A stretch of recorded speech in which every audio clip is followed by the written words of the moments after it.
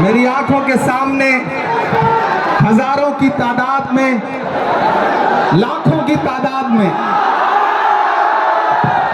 अब थोड़ी देर आप लोग बैठ जाएं, जितना इंतजाम आपने कर लिया थोड़ी देर बैठ जाएं। मुझे इनसे बात करनी, मैं आप सभी गुजारिश करूंगा थोड़ी देर।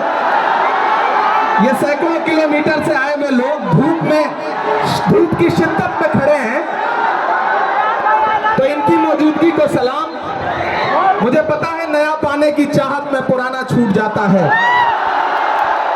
नया पाने की चाहत में पुराना छूट जाता है।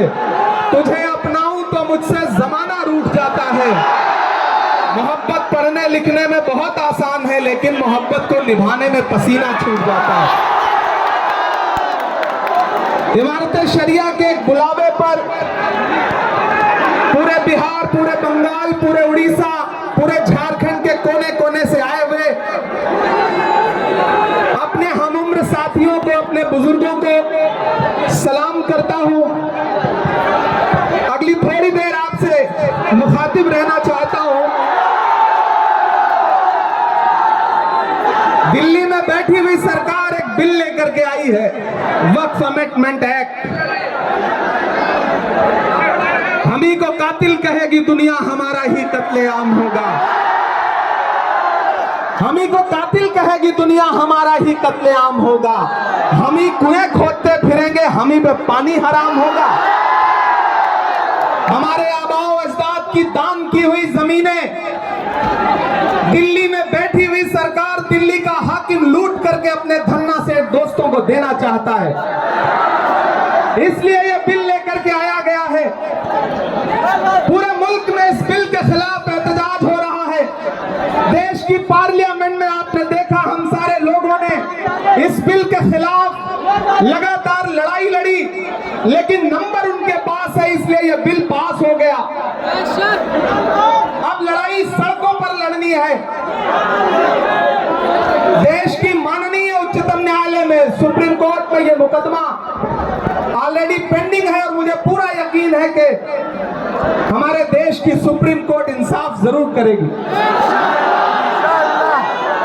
महान बादशाह सिकंदर ने जब यूनान फतेह किया तो जीत का जश्न मनाने के लिए वो शहर की सड़कों पर निकला, तो उसने देखा कि पूरा शहर जश्न मना रहा है, लेकिन एक फकीर इंसान सड़क के किनारे बेसुध होकर के सो रहा है। सिकंदर को गुस्सा आया।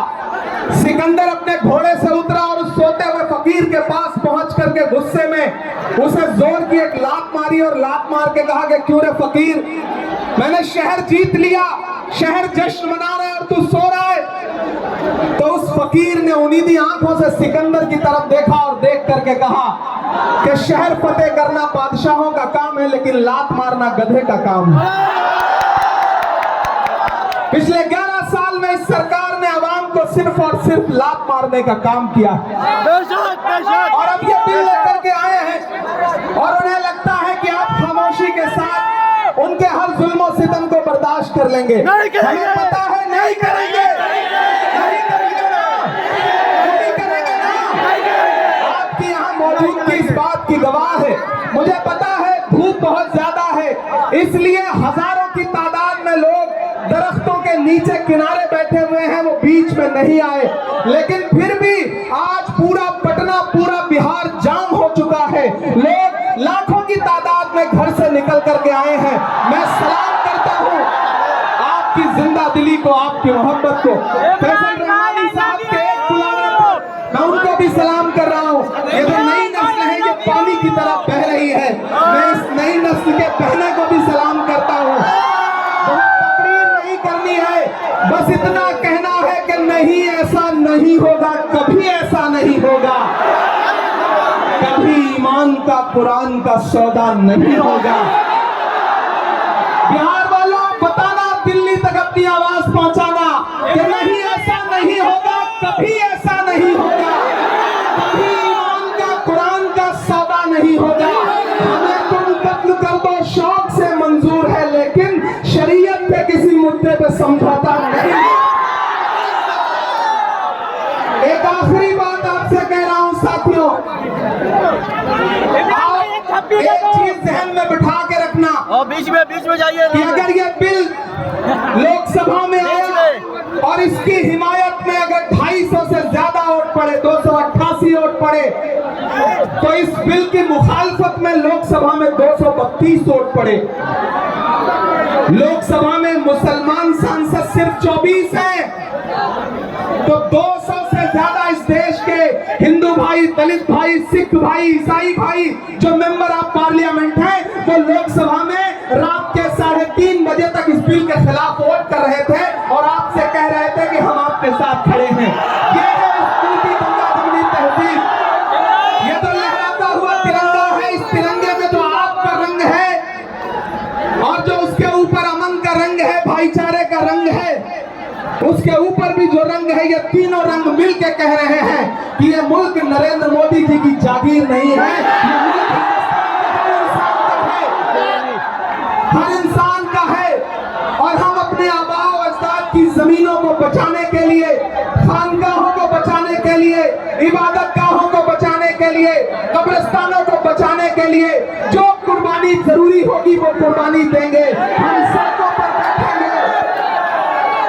मैं सरकार से कहना चाहता हूं कि जमहूरियत अकड़ से नहीं चलती है जिल्ले इलाही, जमहूरियत इस किताब से चलती है।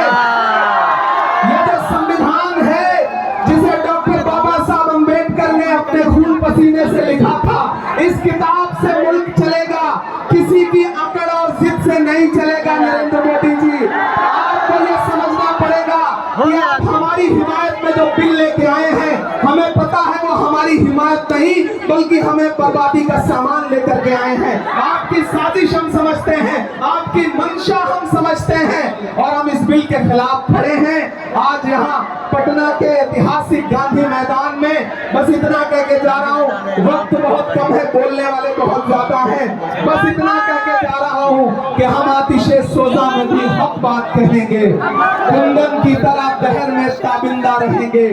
तारीख बताती है कि हर दौरे सितम में हम जिंदा थे, हम जिंदा हैं।